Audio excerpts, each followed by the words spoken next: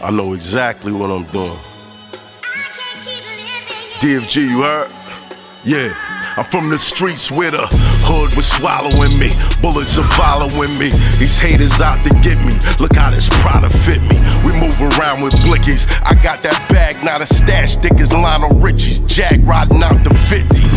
Many men wish death upon me. Don't hold your breath, a nigga step and get pressed to concrete. I'm God's blessed. I don't stress, I get dressed to R&B. Teflon on, doing duets with an Aubrey. It be some tragic shit. Paramedics looking sad as shit. Throw a sheet over you like a magic trick.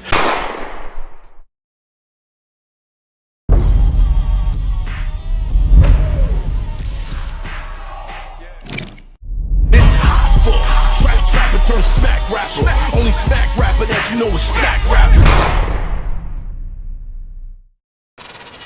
How did you meet Nas? Yeah. I met Nas, it was like little hood shit, you know what I'm saying? Like Fatal, knew Melquan. It was all hood rapping and staircase rapping and shit like that. But then it came about that we was going to do a demo. So then, you know, everything started taking form and it was like, yo, well, who gonna rhyme? It's like, yo, Nas, we gonna do Nas. And so it was like, yo, well, who gonna do the beat? It's like, yo, we gonna get Professor. And so they all put it all together. We had this, it's funny because it was all around a studio session. That's crazy. Wow. And they like kind of patchworked it together and shit like, yo, all right, so we went all the way out to Coney Island and we did the demo.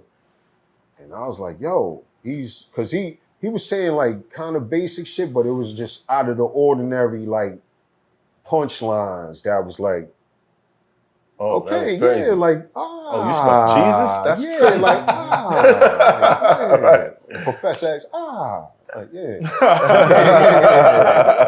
All right, so yeah, that was cool times, man. We was mad young, man. It was crazy because my man Roger had sent a flick to me and Fatal, and yo, I didn't realize how young they got the flick of me with the hat to the back with the fucking machine. Yeah. You know what I'm saying? With the machine and shit. That's all.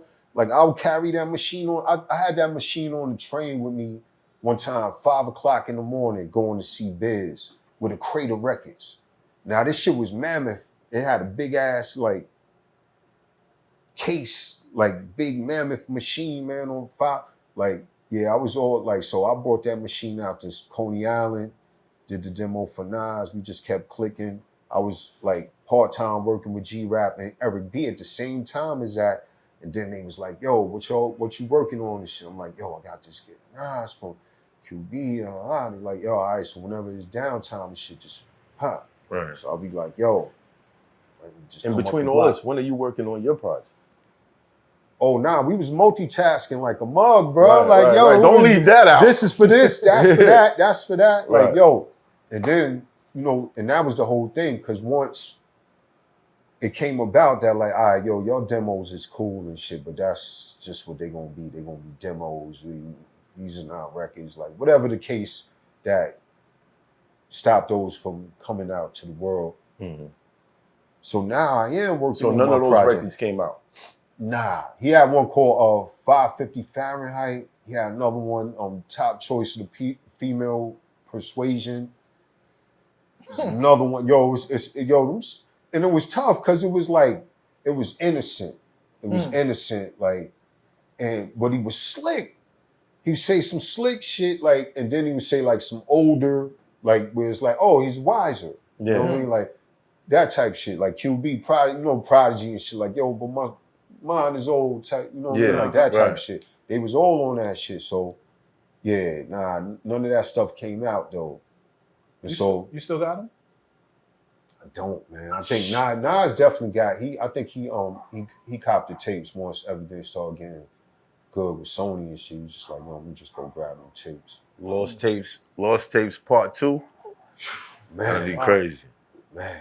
That'd be crazy. But I got like I told y'all, the Queens Lounge shit, I got like niggas just rhyming, like, cause I used to just pass the mic around, trash, like we coming up with routines. I got Harvest Brown, like just bugging, like that's how we keep it. Like my man Pete Rock, I can't front, Pete Rock set it off for me, cause Pete Rock always kept the handheld mic. Like when he's making beats and shit like that, nigga just start rhyming, getting into a rhyme. I'm like, oh shit, this nigga like real get busy nigga. Like, yo. And so then I was like, yeah, I gotta keep the handheld mic. So, but I got these notables coming around. Like, so I'm like, yo, boom, boom, you. So I got a bunch of shit on cassette, like just maybe wild. You got Nas verses in the tuck? I mean, like, bug out shit like that. How much? Yo, there's a whole community out there, man. They'll press some shit up straight off a cassette. Like, yo, hell yeah, man. There's little communities, man, little sub communities, man. That's like, yeah, they'll take that. Funny, you got Nas, you working with Rakim and Cool G Rap, two of the guys credited for Nas's in his own project, style. In a way, a lot of people said it. Nas is the direct son of Rakim, but then when you hear him next to G Rap, they sound like brothers. Like, they sound like they came up with that style. Absolutely, bro. G showed him love too. G showed Nas love. Like G was really like Rakim. Pardon me. Rakim had a lot going on, because he was already like, G was like in there, like, yo, who your man? Like, yo, that nigga look like the devil on the red hot sauce bottle. Like, yo, like, it's crazy. Like G is snapping, like, just wilding on niggas, like, just bug shit, like, and he would embrace, like, if you have to go through the gauntlet and shit, and then you be all right and shit, like, but he embraced, like, so Nas was the same way. And off rip, like, Nas didn't have to go through that with G, though, because it wasn't like no games and shit. It was like, yo, that nigga's nice. Right. Word, from the start. Shit, like, Nas nice and shit. And they start recording demos and all that. Yeah. Did you sit in for that session? It ain't hard to tell. Of course. That's me right there, man. Because a lot of producers there send the beats. And then, not in that era. Yeah, not in that era. That era was, that shit was trash. That era was trash, where they like, nigga was too important to like sit there with the artists and like they just doing give track that, outs. Like, everything. Hell yeah, like, we was tracking out. Niggas was going back down to get some more Phillies. Like this nigga, the bag was over there. Like that shit was gonna be an all night affair. We was in there like partying and shit, listening to that shit 1,000,000 times when it was done. Yeah, we was wilding. How did you feel when that touched the world? That record touched the world. How did you feel? Yo, it was crazy because it just like automatically like. Like it was just on, and it was just like now we listening to the radio, like wow, like yo, but we just felt like this is that thing, this is that thing. We didn't feel like are they gonna like it? Like we was like this that thing, it's that thing.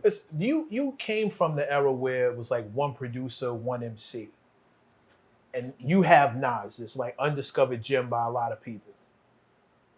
But yet the album was produced by multiple super producers, like the first super producer album. Yeah. Like you were the first one to. What kept it from being Large Professor and Nas for the whole album? Whose idea was it to implement other producers? Both of ours, man. It was both of our ideas, but like Nas had, he had his own vision of what he wanted to do. So he's like, yo, I'm gonna get this, that. So he started asking, like, yo, you think DJ Premier?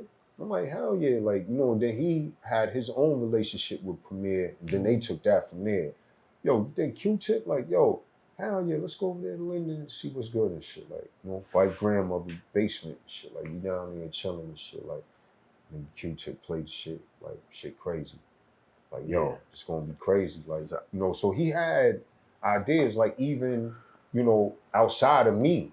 You know what I'm saying? You he had ideas because he got his pops to play on the, you know what I mean? So he had visions of like, yo, when I get it, I'm gonna do it like this and I'm gonna do that, that type of shit. So, and then I was already doing a lot. I was like a phenomenon in the industry at that time. When you got that window, when you still that new dude, right? And you got that window, it's like, yo, all right, keep that hot, like, cause it's that window gonna close, bro, and they gonna have that next hot dude. So I was just going in, so it was good because Nas, he got to spearhead like a new style album, with many different producers. I stayed on my grind. kept that fuel in the fire. So, you know, when the names was coming out, they were still credible. Still, you could say it proud, you know, loud and proud. That type shit. Like, you know, just like, you know, and then he took that and just said, yo, go ahead and get this bread. Like, you know, in different circumstances. Like, Right. you know what I'm saying? Yeah. What was MC Search's role in all of this? Why you giving me mixed signals? Let's be honest.